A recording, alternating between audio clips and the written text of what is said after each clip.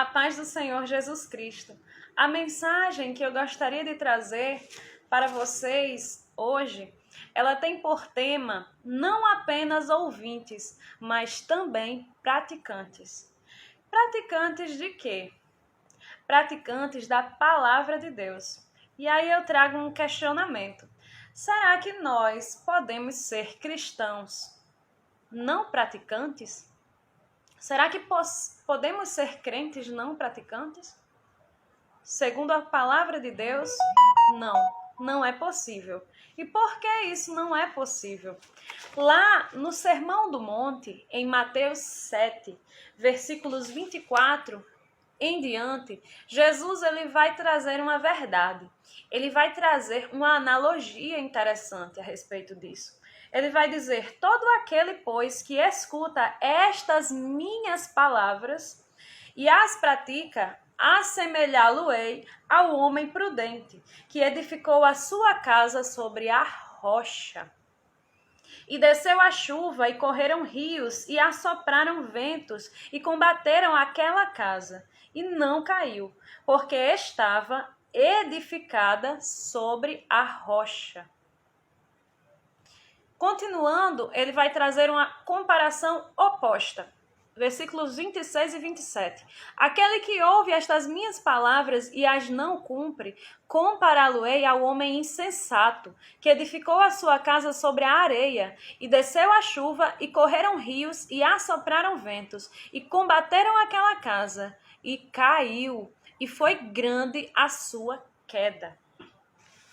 Aqui nós podemos extrair que Jesus disse que aquela pessoa, aquele homem que ouve, mas não somente ouve, guarda no seu coração, e não somente guarda, mas pratica, permite que aquela palavra ela ache morada no seu coração, que ela trabalhe no seu coração, que ela faça uma modificação no seu coração, de dentro para fora, produza atitudes que demonstrem um coração transformado pela palavra.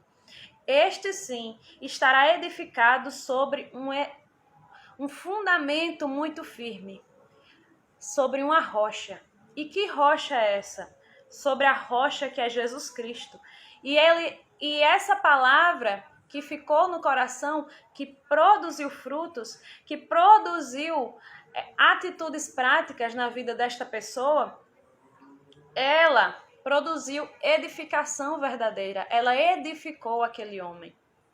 A palavra edificou aquela pessoa.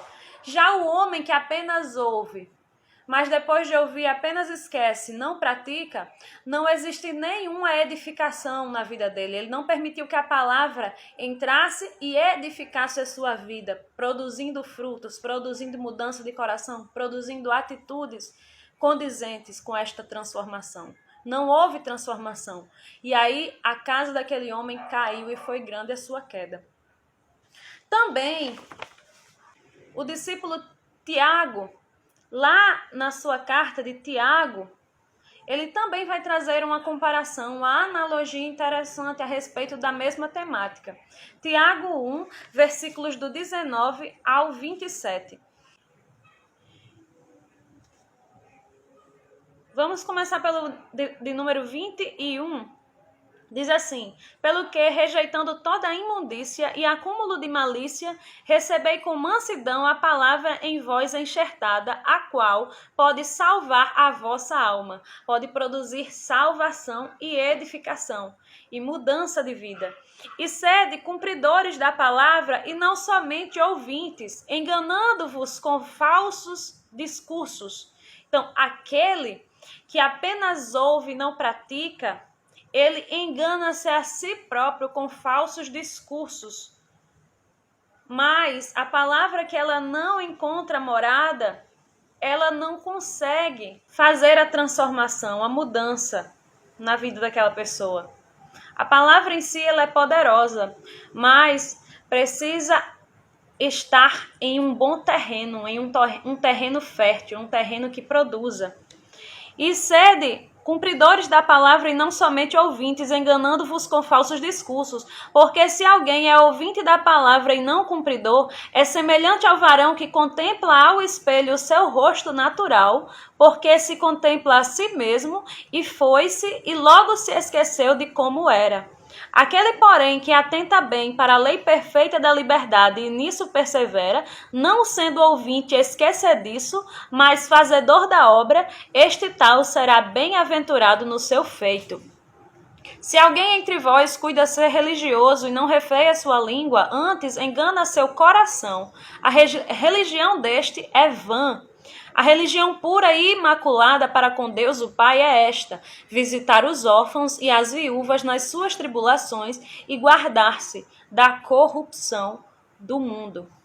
Então, aqui, mais uma vez, Tiago destaca que aquele que ouve, aquele que contempla, se contempla no espelho, e este espelho é a palavra de Deus, porque quando nós temos contato com a palavra, quando nós lemos, abrimos a Bíblia, ou mesmo escutamos alguém falar da palavra de Deus, aquela palavra vem de encontro conosco.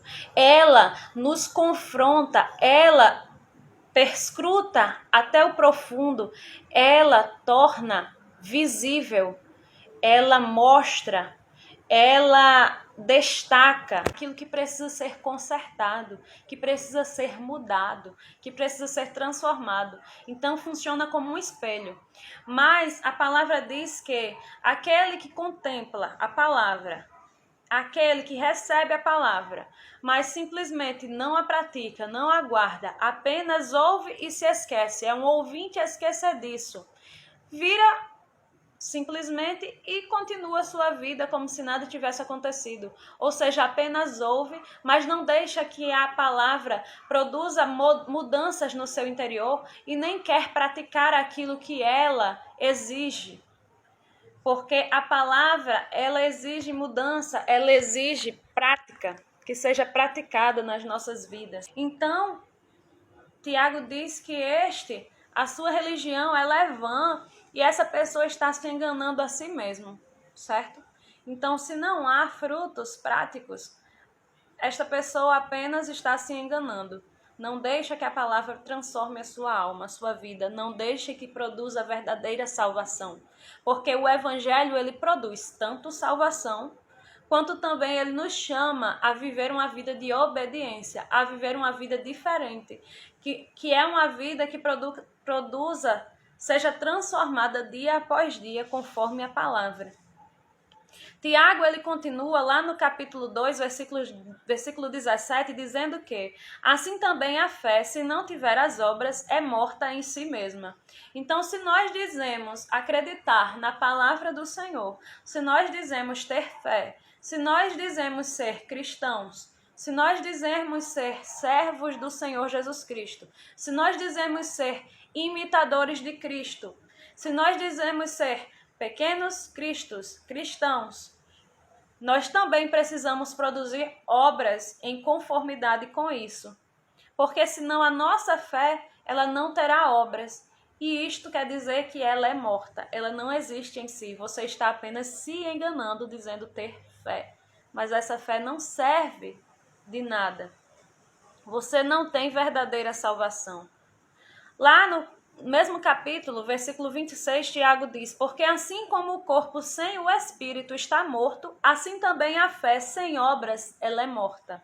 Ela não tem propósito em si mesma. As obras, elas validam a genuinidade da fé das pessoas. Então, as obras produzidas pela fé, elas mostram que esta fé, ela verdadeiramente é genuína, ela é verdadeira, ela de fato existe. É uma fé que produz diferença, mudança de vida. Esta fé, então, ela é provada e aprovada. Jesus, ele vai falar em Mateus 23, 2 e 3, dos escribas e dos fariseus. Jesus diz assim: eles estão, na cadeira de Moisés, estão assentados os escribas e os fariseus. Observai, pois, e praticai tudo o que vos disserem, mas não procedais em conformidade com as suas obras, porque dizem e não praticam. E por diversas vezes Jesus denunciava aqueles homens como sendo hipócritas. Eles diziam, eles ensinavam verdadeiramente a palavra que confronta, a palavra que pode transformar a sua vida.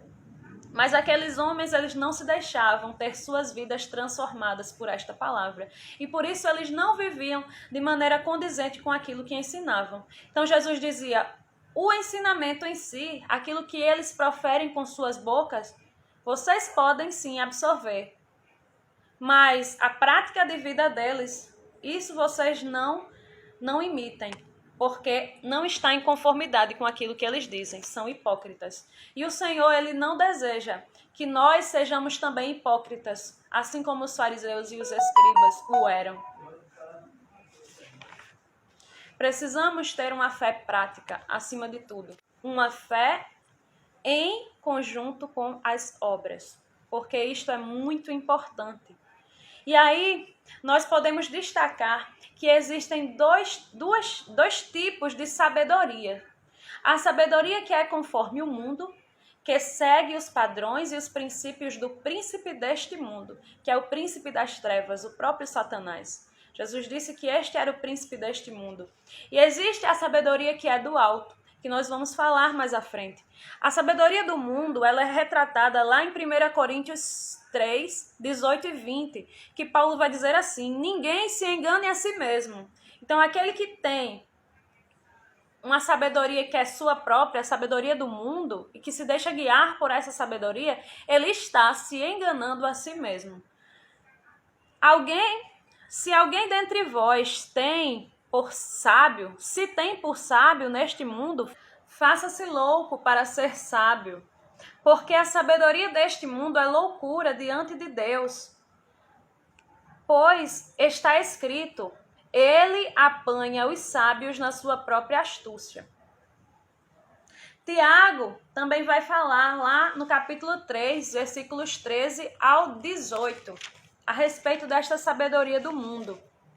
Do versículo 13 em diante, diz, quem dentre vós é sábio e inteligente? Mostre pelo seu bom trato as suas obras em mansidão de sabedoria. Mas se tendes amarga inveja e sentimento faccioso em vosso coração, não vos glorieis e nem mintais contra a verdade. Não se engane a si próprio, não minta contra a verdade.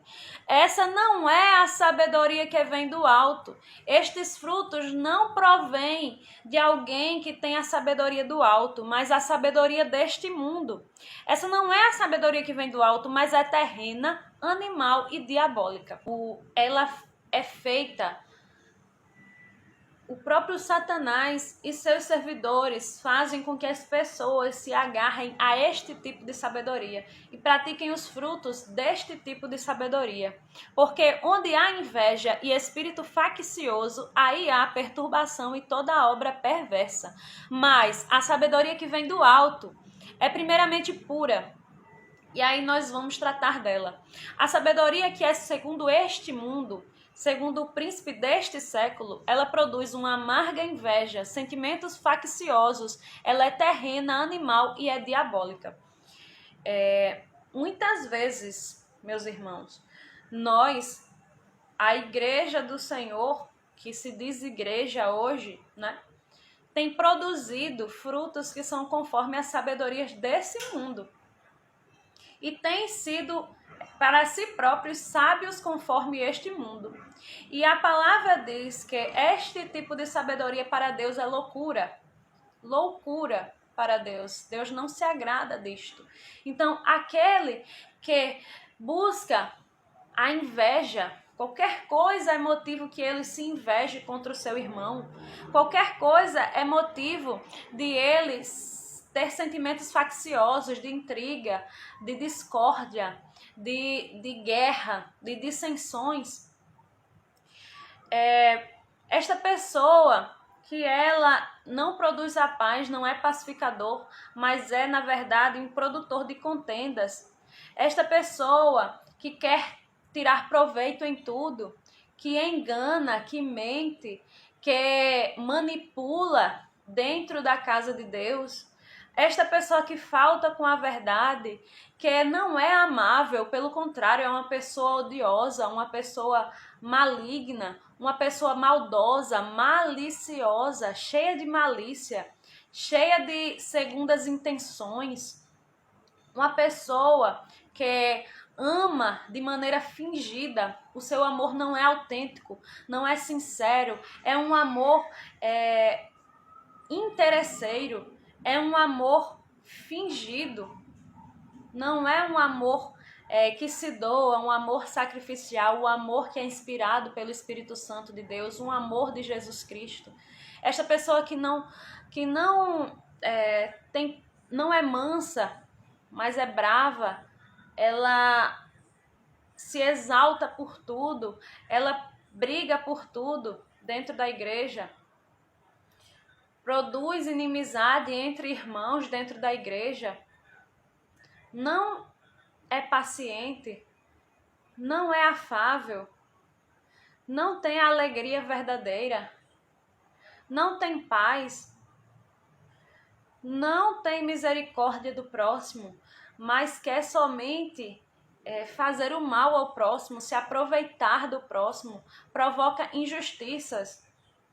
Não aceita quando se acha injustiçado, não sofre o dano, não quer sair por baixo, sempre quer sair por cima, sempre quer se exaltar a si próprio, quando Jesus diz que o fruto do Espírito é ser humilde, é humildade, é mansidão, humildade de coração. É uma pessoa que se exalta, que gosta de se exaltar, de aparecer, gosta de fama, gosta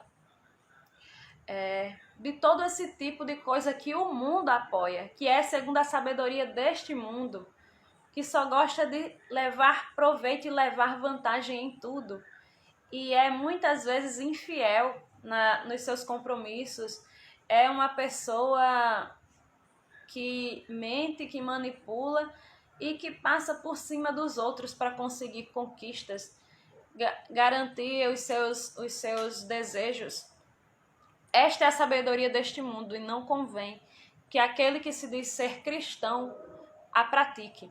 Pelo contrário, nós precisamos praticar e nos exercitar espiritualmente na piedade e na sabedoria do alto, que é a seguinte, continuando no versículo 17, Tiago 3:17. Mas a sabedoria que vem do alto é primeiramente pura, depois ela é pacífica, moderada, tratável, cheia de misericórdia e de bons frutos, sem parcialidade e sem hipocrisia. Ela não é falsa. O que se diz é o que se pratica. Nesta sabedoria, ela é cheia de bons frutos. Ora, o fruto da justiça semeia-se na paz para os que exercitam a paz, ou são exercitados na paz. Os bons frutos são aqueles que falam lá em Gálatas 5:22. Quem pratica esta sabedoria que vem do alto, que é a sabedoria que Deus quer que deixemos o nosso coração ser guiados por ela, de 5:22 vai produzir isto aqui na sua vida.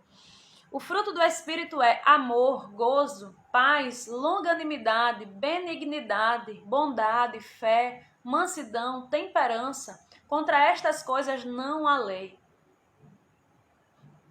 A fé precisa ter obras, e essas são as obras que o Senhor preparou para que andássemos nela.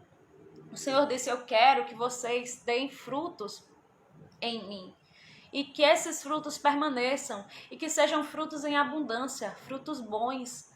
São boas obras que Ele preparou para que nós andemos nela.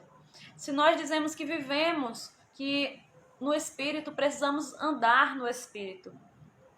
E aí a palavra diz, se vivemos no Espírito, andemos também no Espírito. Os que são de Cristo crucificaram a carne com as suas paixões e concupiscências. Se vivemos no Espírito, andemos também no Espírito. Não sejamos cobiçosos de vanglórias, de se vangloriar, de se exaltar. E nem seja uma pessoa que cobiça demais, que quer demais, porque a palavra de Deus diz, contentai-vos com o que tendes. E não ambicioneis coisas altas, Esta não é a vontade do Senhor para nós que somos cristãos. Não sejam cobiçosos de vanglórias, irritando-nos uns aos outros e invejando-nos uns aos outros. O Senhor não se alegra naqueles que invejam dentro da sua casa uns aos outros, que se irritam uns aos outros. Isso não vem de Deus, vem do mal. Então, esta é a vontade do Senhor, que vivamos no Espírito, no fruto do Espírito, que são estes que nós acabamos de ver aqui. E aí, por fim, Paulo admoesta Timóteo, que era o seu filho na fé. Era alguém que ele tinha muito carinho e estava ensinando na vida cristã. E ele disse que ele precisava exercitar-se espiritualmente, se aplicar para que ele pudesse progredir na caminhada e na vida cristã. Ele precisava de exercícios espirituais, exercitar espiritualmente, não apenas ouvir, não apenas ler e esquecer aquilo que da palavra do Senhor.